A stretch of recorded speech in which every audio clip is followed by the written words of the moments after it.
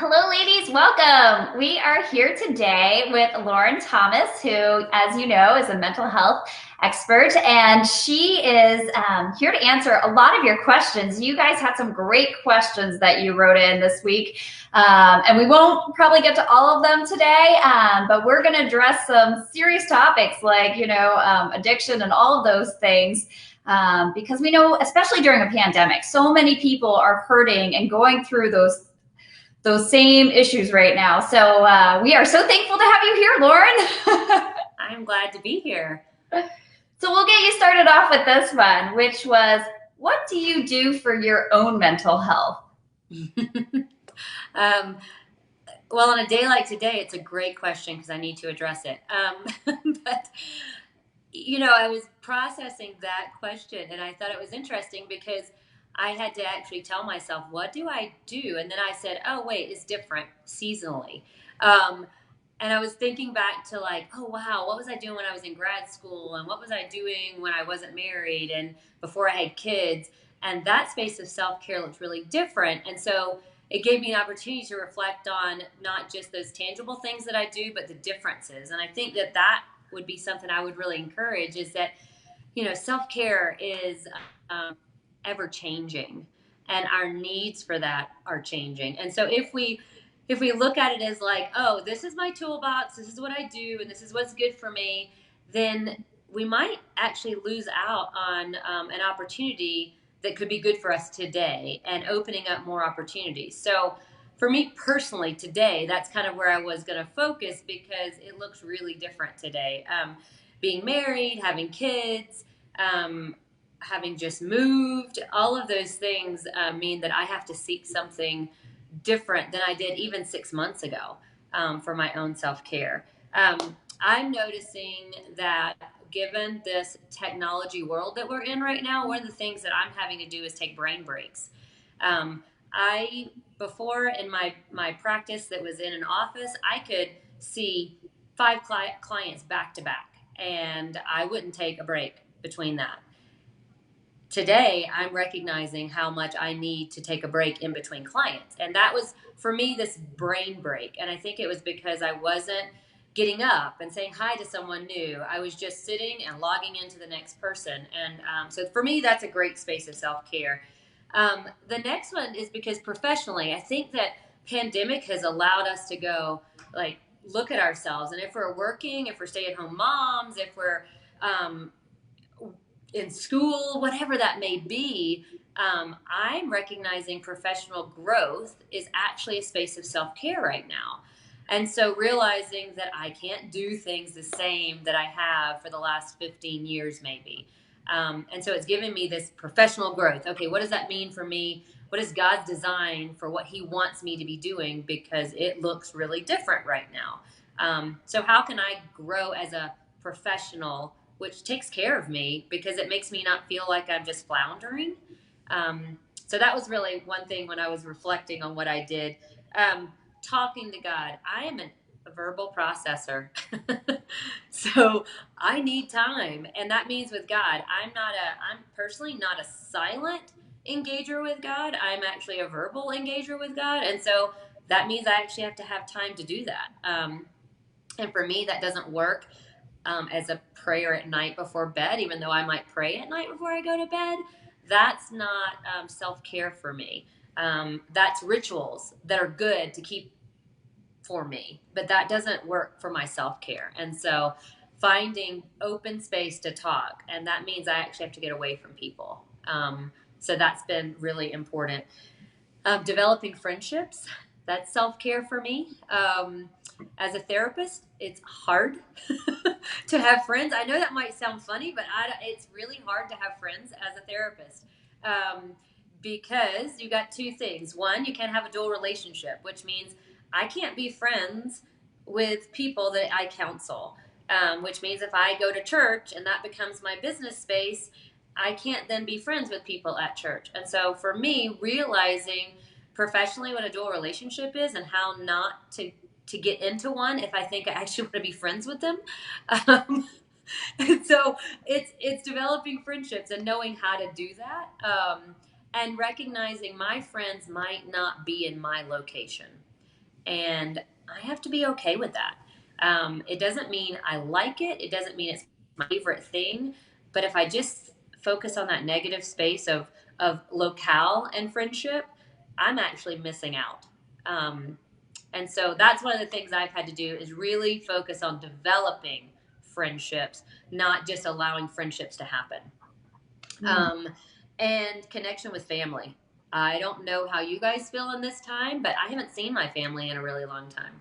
Um, and my extended family. And so making that a priority. Whereas before it was like on the calendar. Like, oh, I'm gonna see my parents in a month, or oh, I'm gonna see my, sister-in-law or whoever it may be. I'm not really seeing those people. And so that means I have to prioritize that relationship differently.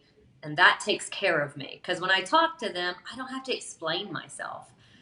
They just know who I am. And I can just chat about life. And that's helpful. Whereas when you're developing friendships, it's kind of exhausting, even though I need them. Right? So it's about balancing those. And being intentional. Uh, Self care is about intentionality. Self care is not always going to work the way you thought. But when I wake up every day and I look at what my day looks like, I have to be intentional with not just looking at what the external needs are of the day. So, getting my daughter to school, or fixing lunches, or cooking, or cleaning, or working, but I have to be intentional about what the internal needs are of the day. And so I have to look at that and say, I have a really busy day. Does that mean I need to wake up earlier and get some me time in there? Or does that mean I need to inform my family that when the day ends for me, whatever that means, I'm not going to be present? So it's about intentionality in my care. So those are the things that popped in my head about myself. Ooh, those are really good. I like that because how many times we fill up our calendar with all these to-dos, but we don't ever put any time for like things that are refreshing us in there. It's just all other people's demands, really, a lot of times. So that's very important. I like that. A couple other things you brought up too. You talked about friendships, and somebody had this question too. They said, how do you find and build community in the midst of a pandemic? So, how are you making those friendships right now? Well, I think I had to decide that I wasn't going to rely on the way I had built friendships. So, typical development of friendship for me would be neighborhood, find a group of people and do something fun with them. I'm a planner, I'm a creator. I am typically going to host and develop fun because that's just who I am. Okay, I can't really do that right now, which means I'm not being able to meet anybody new. And so I'm having to rely on those relationships that might have actually lost touch. um, and going, it doesn't make me a bad person that I have only liked your pictures on Facebook for the last year because that was the reality of life. But I can make a choice to reach out if at one point in our life we had a strong connection. And so I'm actually seeking past relationships that I might have let go. Um, and that's helping. I think it also means I have to be vulnerable to say, "Gosh, I'm really sorry I let this relationship go because life got in the way." So that is some of the ideas that I've had, and I'm actually having to practice developing that. And I think too, maybe some of us, me included, got really comfortable with group relationships. So in this group, maybe it was my Bible study. Oh, I'm going to see them every Tuesday. Oh, okay, now we can just set up a lunch together and I'm developing that relationship. Or, oh, in this group, oh, my kids like their kids, and so we have a play date. Okay, that just sets that up, and that's group relationship. Pandemic is forcing, in what I see, intentionality with individual relationships. That's really good. I like that. And it does bring that back when you think of the people that you used to love and spend time with too, to go back to them. I mean, I always think about my best friend from first grade. So good reminder to reach out to those people and see what they're up to. And who knows, maybe God's putting them on your heart for a reason maybe they need somebody to reach into their life. So I love that. And going back to one other thing that you mentioned, the brain break. You're like, sometimes I need a brain break. So what do you do for your brain break? Um, so I am fortunate not to be in Virginia because of the heat. So I will say that. I know it's really hot there, or maybe it's getting better. I think we've had some Yeah, summer. it's better. It's getting a little better. My brain break. I mean, truthfully, all right, now that you're really getting to see it's not really glamorous. Um, Earlier today, I went out and picked poop. I know that sounds crazy. I have a dog, and I'm like, I'm gonna have to do this sometime. At least I'm not thinking about work or about conflicts or problems or how can I help. Or I mean, it was about the silliest brain break I've had, but it was a brain break because it was really mindless. And I think that that's what I mean by brain break is that I'm not attending to a thought. So basically, let's just start off talking about addiction. How does it originate in one's life? Because sometimes we hear it's hereditary or all those things. So tell us what you know. Um, yeah, addiction's big. So I want to start there and just say this is not a 20-30 minute kind of a conversation. If you're really struggling with this is so I don't want to minimize the difficulty of this conversation.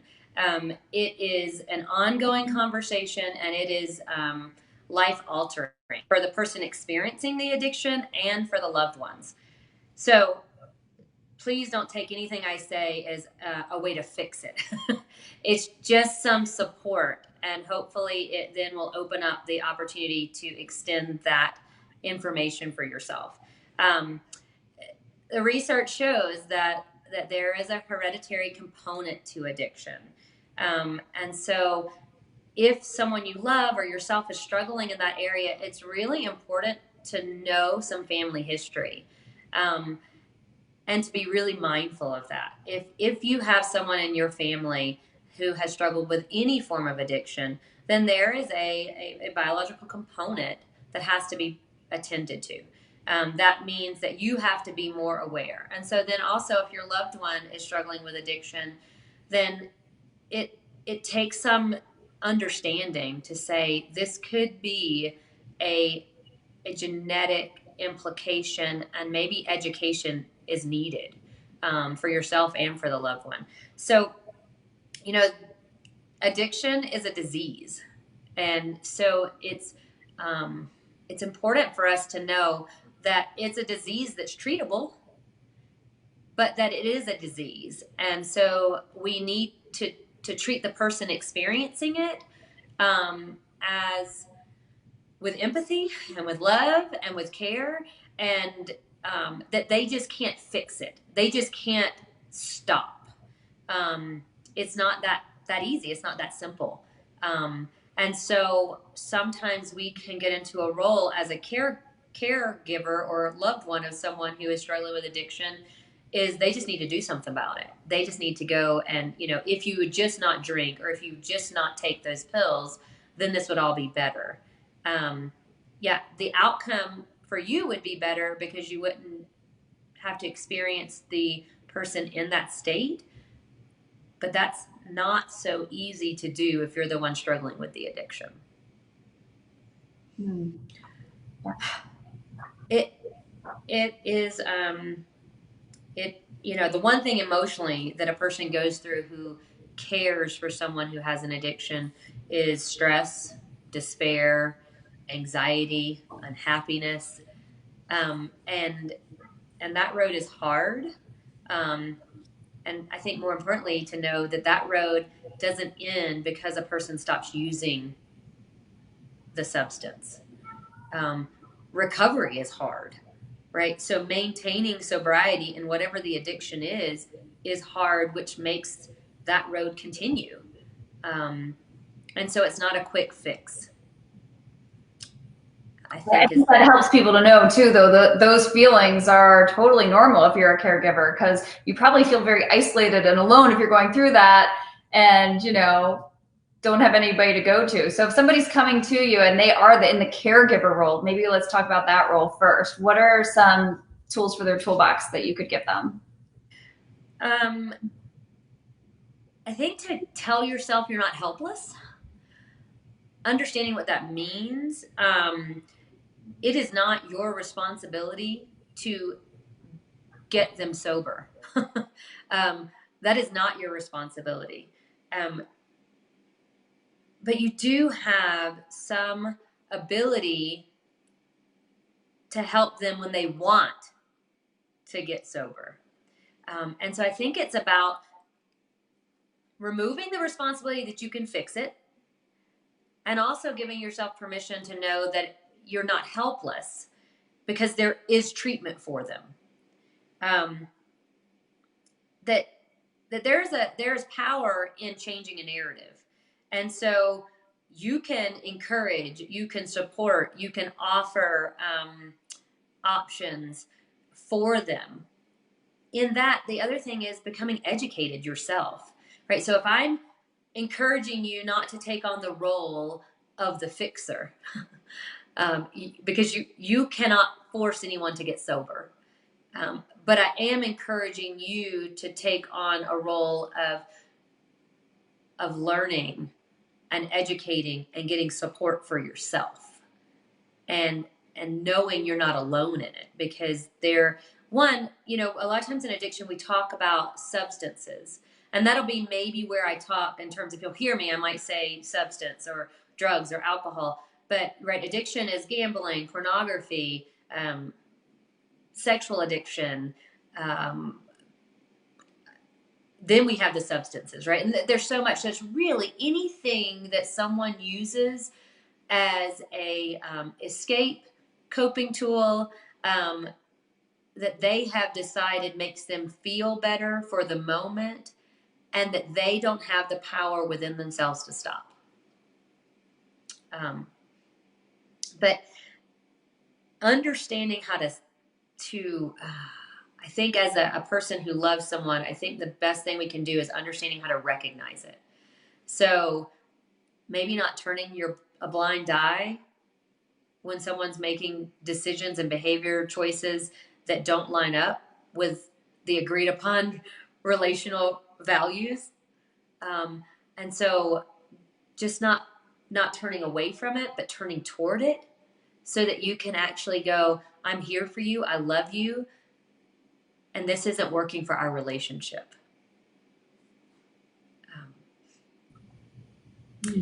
I think in marriage and in parent-child relationships. So you see a lot of substance hurts in marriage relationships.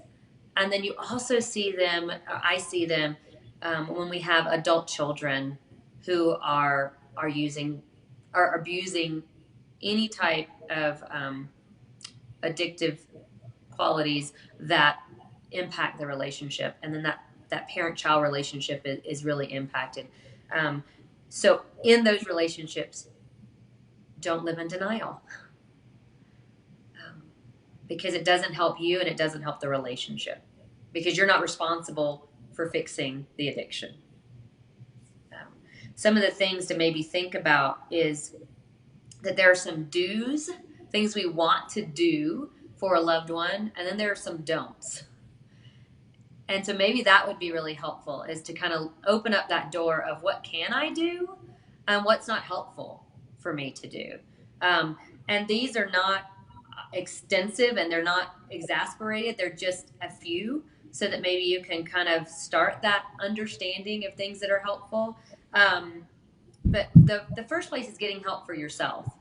And so once you have identified that you're in a relationship, and again, relationship is not only marriage, but whatever type of relationship, but you're in a relationship with someone who has an addiction, is seek help for yourself. Because that education, that knowledge, and that lack of isolation, right, when we seek help, is going to begin to give you the courage and the strength to speak boldly about the impact on the relationship. And so that would be the first thing. One of the things, one support group that, if you're not aware of, is Al-Anon. And so that's a support group for loved ones of addicts. And they're all over. And right now they're all virtual. And so it doesn't matter where you live. You can go on to their website and you can find a local group. But that's going to be run by someone who has knowledge of the disease of addiction. And it's going to talk to all forms. They have the same thing for teens. It's called Alateen. And that's for kids who maybe have parents who are struggling with addiction. And so those are just spaces for support. Those are not founded in Christianity. So they're more secular, just support groups for that. The next, if this is a marriage, you can work on your marriage and an addiction at the same time. We don't want to isolate these two things and separate them and say, until you get sober, I'm not working on the marriage. That's not helpful. And the research is really proving that today. That in the past, there was this thought that if you are using a substance or if you are participating in an addiction, then that has to be fixed and in recovery before the relationship can be looked at. And that is not an accurate representation of what the research is showing in terms of relationships. So if you're in a marriage and it is struggling with addiction, seek marriage counseling, and seek counseling from someone who has specific knowledge of addiction and marriage. There are a lot of counselors out there that have that knowledge. Practice, this is an interesting one, but detaching with love, right? Because one of the words we'll hear is boundaries. Super important when it comes to addiction. But detaching with love, which means I'm not going to enable your addiction. I'm also not going to stop loving you in your addiction. And so it might look like, and this might be an extreme example, but it just might give you a picture. A husband binge drinks to the point where he passes out on the couch. I'm going to put detaching with love would look like covering him up with a blanket or her up with a blanket, not moving him or her to the bed, right? Because they made a choice. They now are having the impact of the choice wherever they are in the moment. But I'm going to love you because you might get cold in the night. So I'm going to love you, but I'm not going to enable you by putting you in the space that would be most desirable and comfortable for you when you wake up, right? Because in the pass out state, you don't really care. But in the wake up state, you do. You need to be held accountable for that wake up state. But I can love you in that state.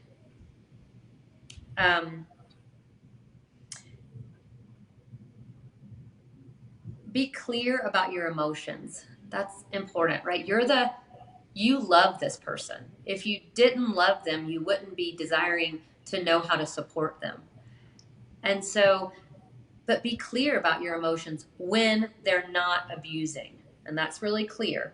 When someone is abusing a substance, when someone is in the midst of online gambling, when someone is in the midst of seeking out pornography versus the relationship with you, right? In that moment, it is not the time to speak of how you feel because they're not in a clear space in their own mindset, right? That's more clear for us as a picture when it's talking about when we're talking about substance, right? Alcohol or drugs. That makes more sense. But you have to look at it the same way. It's an altered brain state when we engage an addiction. So we don't want, to at that moment try to get into how I feel. But when they are in a clear brain space, be clear with your emotion. It's okay to say, I'm hurt. I'm wounded by your choices. I feel alone when you choose that over the relationship. That is, but you have to be really clear with how you're feeling. I am disappointed that you chose that over our relationship. Um, and then the last do is set boundaries only if you're willing to follow through. So ultimatums with no follow through are harmful to a relationship with or without addiction. But the most important do is set a boundary. Here's a good boundary. I cannot be around you if you choose. You have to then be willing to follow through. Whether that means leaving for the night if it's at your house, spending the night with a friend, going to a family member's house, whether that means you're at a social function and they've chosen to drink when the agreement in the relationship has been that's not what they're going to do, you can leave them at the function and take yourself somewhere safe, right? But you have to, as a supporter, you have to be willing to follow through with any boundary that you set. And if you're not willing, don't say it. So those are some do's.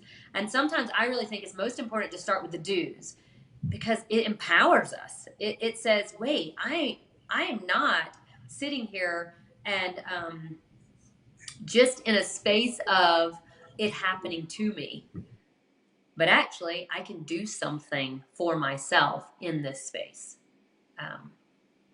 So, all right, I'll take a breath. I like that. I like that. I like when you give us the visuals too and paint the picture of what that looks like. I think that's really helpful. I don't know if anybody else out there is a visual learner like I am, but yeah, knowing, like even, going to somebody to see somebody that's good at addiction and marriage counseling together too. Like maybe later we can get on this because I know you're going to get to the don'ts, but like what would be some things that they might share with that person? That would be helpful as well too. So. But you can go to your don'ts first, or you can answer them now. We'll put you on the spot. Well, don'ts aren't as much fun because the don'ts are our weakness. I mean, right? Because we all are human in the flesh, and we all have strengths and we all have weaknesses.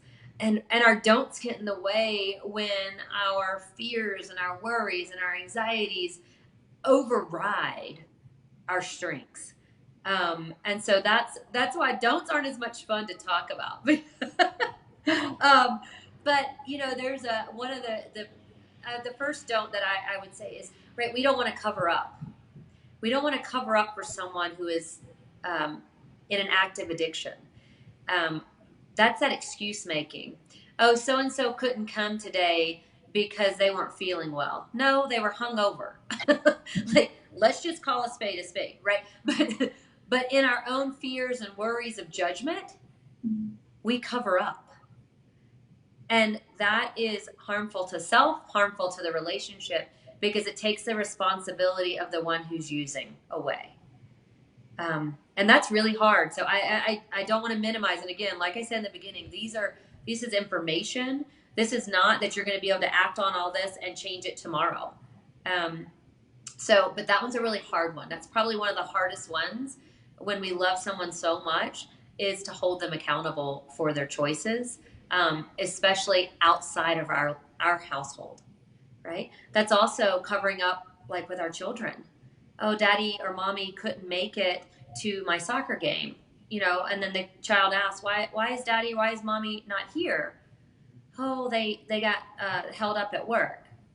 No, they went to happy hour. And now you're covering up, right? So our kids only need some information, but an approach I would take with that would be, you know what?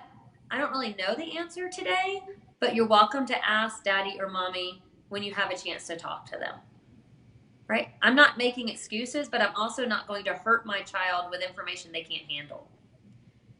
And so we have to just be really careful in that space. Ignoring the impact of the addiction.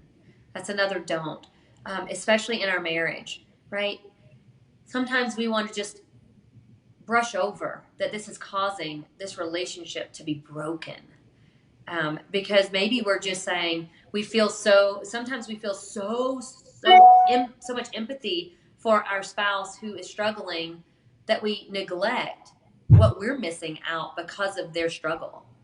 And so we don't want to minimize or ignore the impact on the relationship. And that is why it's so important to do marriage counseling while the addiction could be still present. Because if we don't, then we're ignoring how we're impacted by this, and that's not good for the long run. All right, in the moment it might make it feel better because we can ignore it in the minute, right, in that moment, but the big picture we can't. Being dishonest with our spouse, especially if they're the one struggling. Dishonesty would look like, oh, it's no big deal. I'm fine taking care of this, because they're making a choice that allows them not to drive the child to practice or not to come with you to a couple's function. And you just tell them, oh, it's okay. We can do it another time. Are you really okay with it? Right? That would be dishonest. So that's not helpful in the relationship. Another thing that's really hard, and this is where we have to get education on what is healthy use of legal substances, such as drinking, and what is unhealthy use of legal substances. And that's going to be really important for someone who is not clear to get some understanding. But if you are sure that your spouse is struggling with a legal substance, you can't join them in that. So if you are confident that your spouse is struggling with alcoholism and you can see the impacts, then you really can't have a glass of wine with them at night at dinner. That's not helpful, because it aligns something for one person that might be okay, but for another person it's harmful. So that's not good in a relationship to do. Judge, blame, degrade because of the substance abuse, right? When we are hurting, we all have a tendency of outwardly expressing those feelings, and that's called a reaction. That is going to not build a person desiring to change, nor is it going to build that relationship. If we look at substance abuse and addictions as a disease, then that means we have to allow that person to get appropriate treatment, which means you need to just stop. Isn't going to work. You're causing this family to be broken. Probably not going to work, right? Because then that causes blame and shame. And when shame comes up, people are more likely to not seek help. And so we want to actually do the other side. So the don't is to reduce blame, degrade, all of those things that we feel because we're hurting. Blaming self. So before you go on to that, so what would be the right thing to say to somebody, like if we want to encourage them? So again, when they're not active in the addiction, right? Not because there's no logic, right? We cannot engage someone if they're engaged in a substance. We can't have a logical conversation.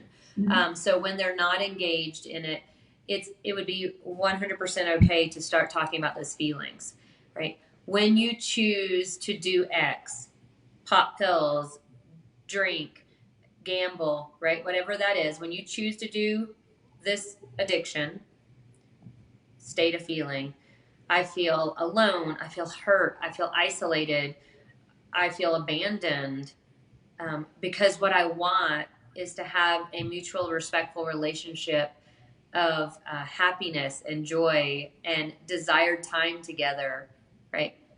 So it's about really stating what this person has chosen, what it makes you feel, and then what you're really looking for.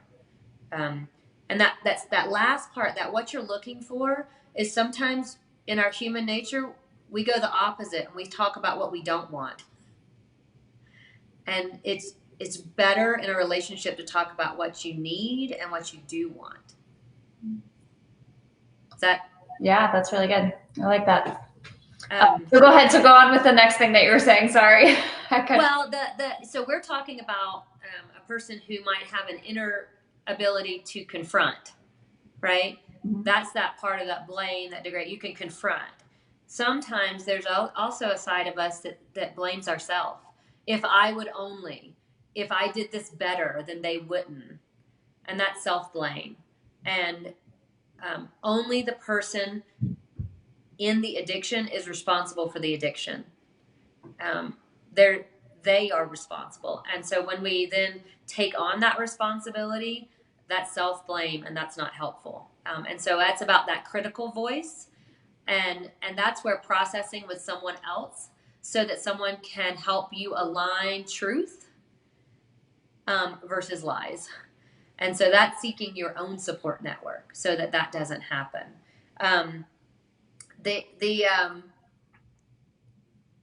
The bailout. Another don't is, and this is really hard. I'm going to go with an extreme example. So a spouse, a child gets arrested because of their addiction. The hardest thing to do is to not bail them out. Natural consequences for the that the addiction has caused. Okay, so we love this person. We feel so much empathy for them. We care for them. We don't want them to hurt. If they are in a situation because of the addiction, we can't bail them out. We have to let natural consequences happen in love. And that's hard. Yeah, I remember one time my mom disciplining me as a kid. And she wouldn't let me go to a dance, and I thought, as a mom now, I think, wow, that took a lot to be able to stick to that, right? Because that would be hard to do. Yeah, I mean, and you're talking on a much more serious level. So, but I love your analogy, because I think we can all relate to that, because we have experienced it, mm-hmm. right? We've experienced a discipline that someone had to carry out on us, even if that was God. Yeah. And I'm sitting here asking you not to carry out a discipline, but to let the natural consequence happen. Because you're not responsible for disciplining someone who's in an addiction, right? We as people, but we are responsible for holding them accountable. Mm-hmm. And that's tough. Yeah, that restraint to yes. be able to allow that to go. Yeah. Yeah. The last don't that I'm going to throw out there today is compromising your own well-being, right? And I imagine most of the people sitting on here are ladies, so I'm going to speak really to that space, and just to say, ladies, we are responsible for the well-being of ourselves. And if someone's choices are putting us in dangerous situations, we have to take action. And so if we're talking about marriage, if someone's addiction is causing us emotional or physical harm, we can't compromise our own well-being. We have to take action for our safety. And I don't want that to be minimized. You're not alone if you are in a situation with addiction is becoming a safety issue. There's resources. And outside of this little conversation, reach out, because there is support for that. Mm-hmm. And how should they reach out? Because I think some people that, especially when they're in it, they feel so alone. They feel like there isn't anything. I've heard that a lot over the years, that, oh, you know what? I feel like I'm in a hole that's 6 feet deep and everybody has a 5-foot ladder for me, you know? So what would be a good recommendation for someone? Okay, I am a counselor, so I do promote counseling. A therapist, I think the first step is finding someone you trust and beginning a conversation about your truths. Right? No more covering up what's occurring. The key to that is finding someone you trust. And if you don't have the resources to seek out that, then I would push them first back to a church. Find a church that has resources. It's a great place to start. Every church has a referral network of good counselors. And sometimes it's hard to do that, right? We can reach out in anonymous ways, and that's okay too. We can ask for a friend, and that can be for ourselves. I would actually encourage you not to go out onto social media. Um, Unfortunately, there's a lot of conflicting information out there, and I think, causes people to feel more isolated because social media uh, can become judging, and there is no judgment in hurting, and that's why social media, I don't seek that out as a support space. So that would be my first thing is if you have a really good friend that will listen, that can also be good. But a good friend is not someone who can help you walk through and navigate this. They can just be beside you. Professional support, if you are in a place of safety concerns, seek out professional support because every state, every county has different guidelines, and a professional is going to be able to help walk you through that. Thank you. That's helpful. So, and one other thing too, just, before people ever go down that road, how does it originate in one's life? Like, how does that start out? Like people that didn't have an addiction going to a place of, before somebody goes down that road. I like how you said earlier that, as a spouse, if we notice something, to point it out in our spouse's life before they go down that road and call attention to it. I thought that was really good and valuable, but do you have any other suggestions too? I think that in America, one of the things that we all that people have turned to is normalizing some coping tools that are actually unhealthy. And I will take personal responsibility. I'm sure somewhere on social media, if you wanted to search me out, I am sure there's somewhere where I have done this.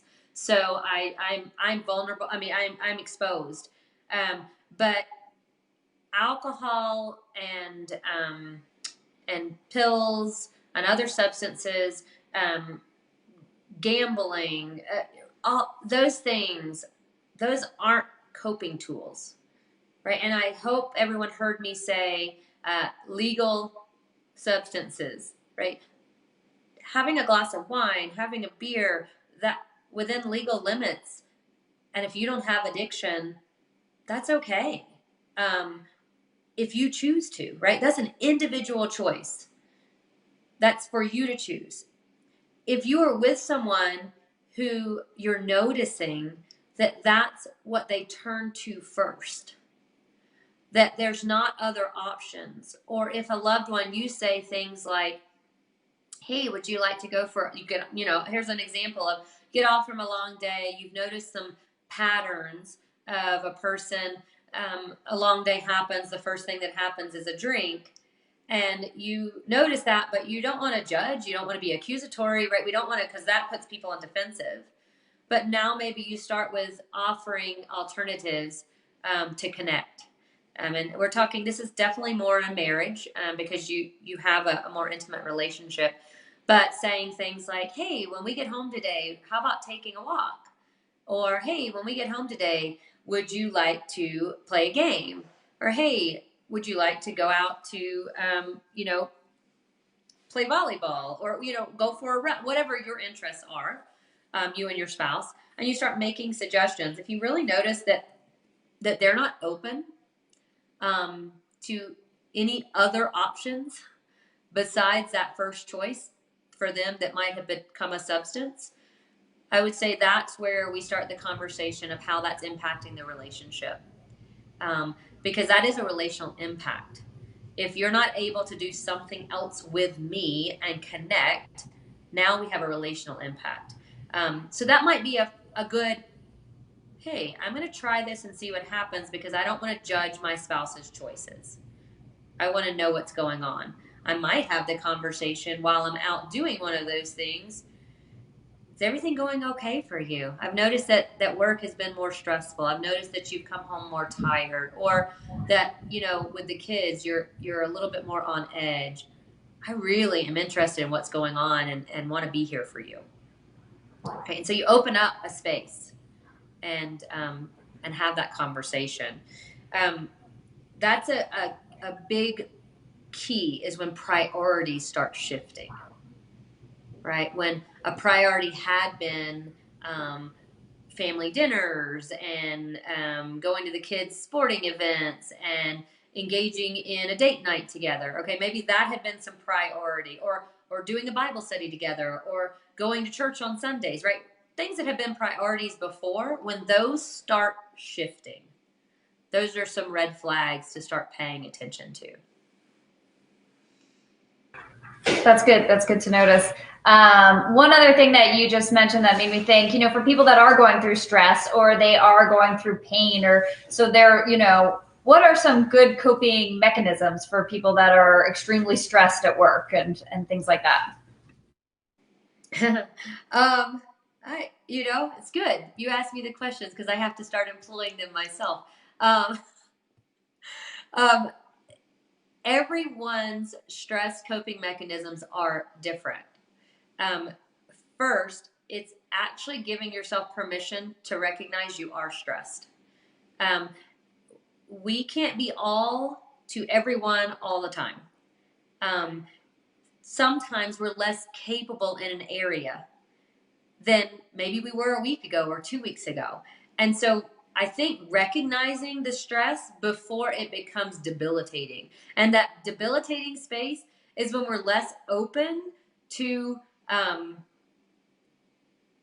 alternatives, right? So we kind of get just in a rut.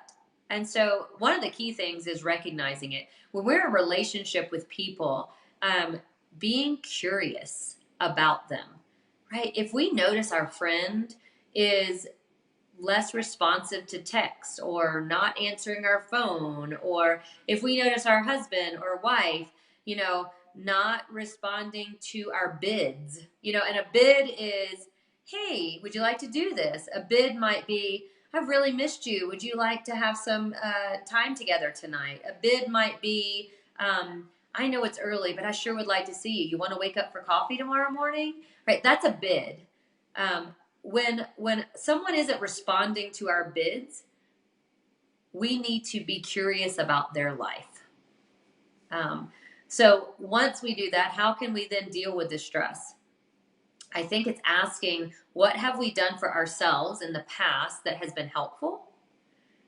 And asking that question of the person we care about. Hey, I don't have the solutions. I don't have the answers, but today is different, or this last week is different. But a couple weeks ago, your energy seemed higher. You were able to engage. What were you doing? What was different then? The best thing for stress is getting the other person to tell you what is good for them. I can give you lots of ideas, but if it's not something that you have tried or willing to try, it's not really going to help with stress. So I didn't give you an answer that you were looking for, maybe, Michelle, but I always like the visuals. I'm a very visual. So just what are your own stress reliefs? How about that? all right. Um, I'm a runner. I get out there. I need to do something. I love music. I love putting on music while I'm doing a chore I don't like. Because music I like, chores I don't like. So stress relieving is adding something positive to something that is not pleasant. And so connecting those two, I think, is really important. Stress reliever is humor for me. So finding things that you can laugh about that are not so serious. Um, I I get asked the question often, oh, wow, you hear so many problems. How do you deal with that? All right. So for someone else, that might produce a lot of stress for them. For me, it actually produces less stress because I feel like I'm doing something by sitting with you. So it's the ability to figure out therapy is not stressful for me because I feel like I'm actually being able to be present with a person who might feel alone or isolated. My own life can be stressful, right? When I have to get someone out the door and get lunch, all that can be stressful. So my stress is really more in the schedule and less in the work. Um, One of the stress relievers for me is making sure I am present for worship. Um, I've noticed with the pandemic that when we were watching church online, it was a little bit harder to be connected. And so worship for me, which is one of my favorite places, I'm not a singer, but I love it. Um, it it's how I connect. It gives me space to just let it go. So I've actually had to seek out other things besides just that Sunday worship. And so it's been really fun to find some Christian artists. That's one of my, like, it's a new thing for me, but I'm loving it. They've got podcasts. And so Danny Goki, Ryan Stevenson, both of them, and Matthew West, they have new podcasts out. And so I'm loving engaging their podcast because there are musicians that speak to me.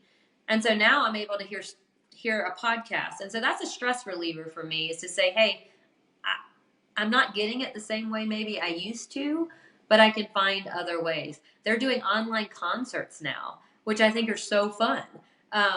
So, I mean, those are my stress relievers. Spending time with family.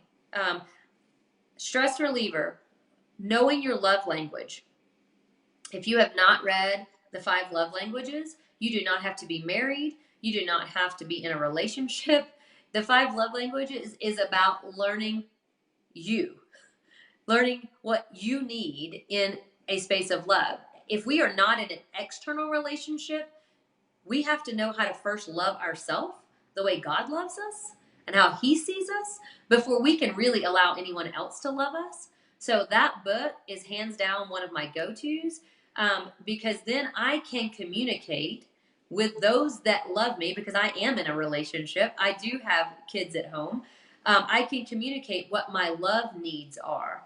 And so that reduces stress. If I can say to you, I know my love language is quality time. If I can say to my husband or to my daughter, Mommy is tapping out, I'm pretty worn out, but worn out to me doesn't mean going and being independent. Worn out to me means I need to go do something fun with the people I love. And if I can tell them that, that's going to help my stress level. So I love that. And that's one of my favorite books too, because it makes you look at everything from a new lens, looking at your spouse differently and your children differently. Like, are you feeding their love language?